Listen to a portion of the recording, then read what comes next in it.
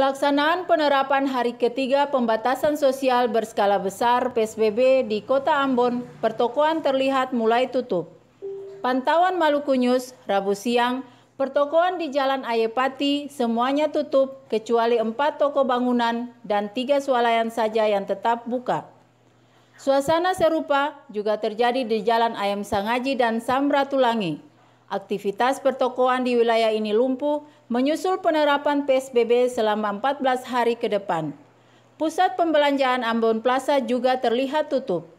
Rumah-rumah kopi yang ada di pusat kota yang biasa menjadi tempat nongkrong masyarakat seperti Rumah Kopi Lela, Reno, Mek, dan Rumah Kopi Mekar juga terlihat tutup.